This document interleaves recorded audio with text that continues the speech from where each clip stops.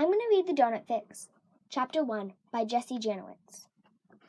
It started out like any other normal Saturday, with Janine, Zoe, and I flipping through cookbooks on the living room floor. For Mom, teaching us to bake was right up there with teaching us to read.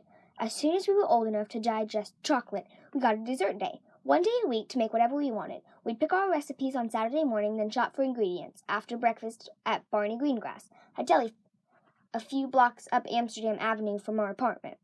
I'd been working my way through Roland Meisner's Basic to Beautiful Cakes since I got it for my birthday in July. Roland is king when it comes to cake. He was the White House pastry chef for 25 years. That morning, I decided to tackle the white chocolate dome cake Roland created for President Jimmy Carter, minus the nasty orange syrup he uses. Except for cutting out the stuff I hate, I usually follow the recipe exactly, which drives Mom crazy. She says you have to make a recipe your own, but she's a professional. As usual, it took Zoe no time at all to pick her dessert, because she always chooses snickerdoodles and knows the ingredients by heart. Janine couldn't make up her mind between triple chocolate chip cookies and Bonafide pie.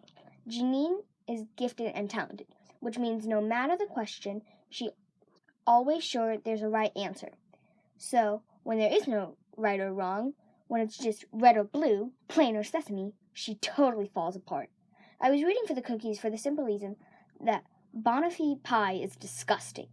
I never even gets cooked, so it's all cold and slimy like hand sanitizer.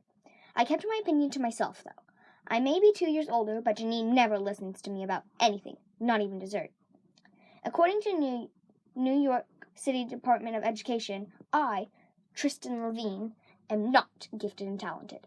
I can make a perfect chocolate chip cookie, but Mom made sure we could all do that.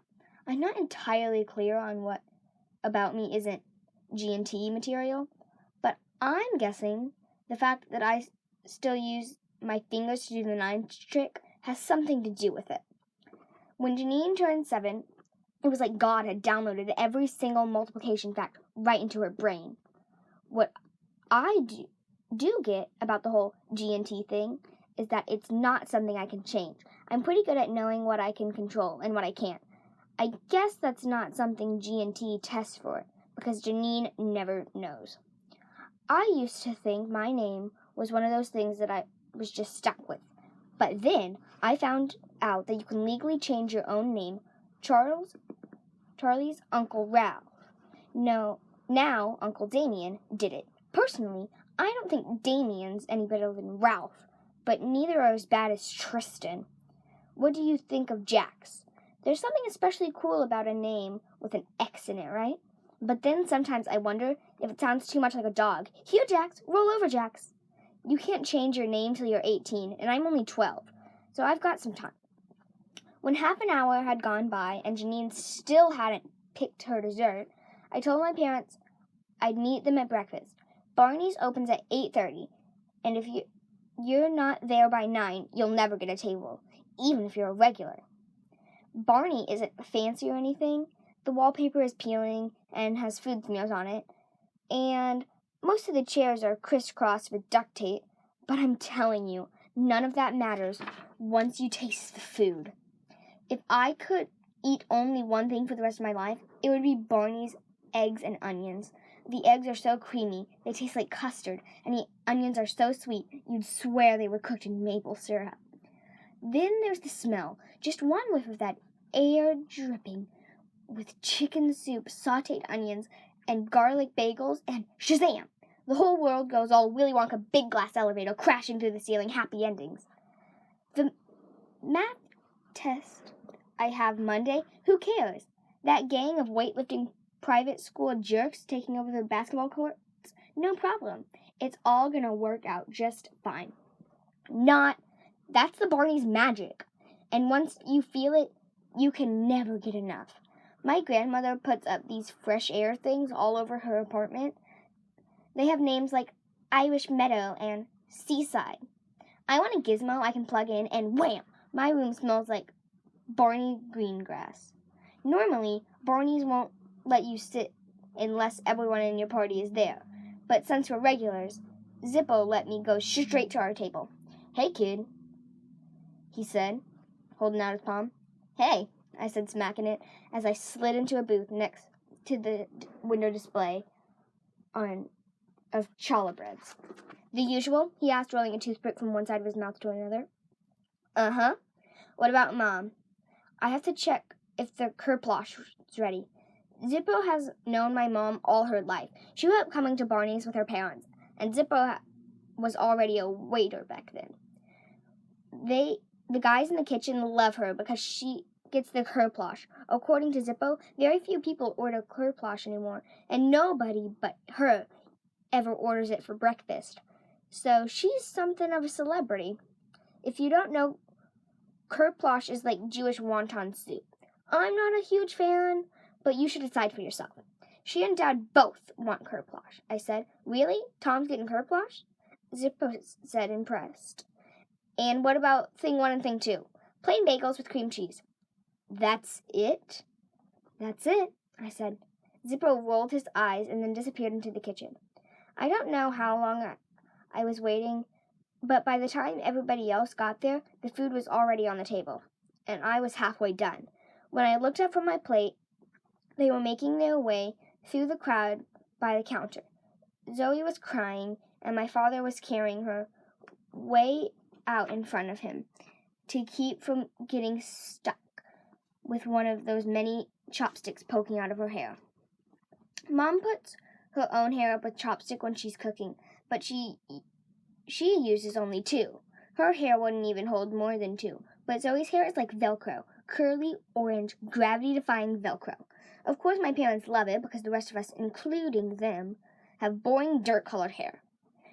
It's not just my parents either.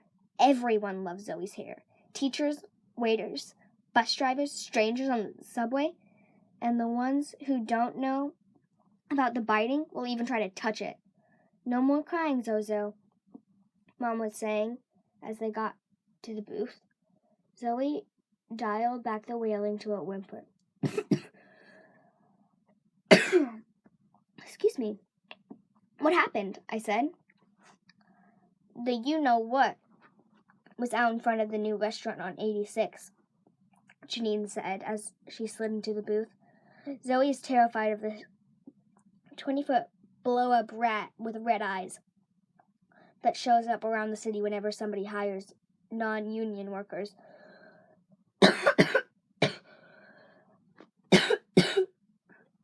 I'm so sorry.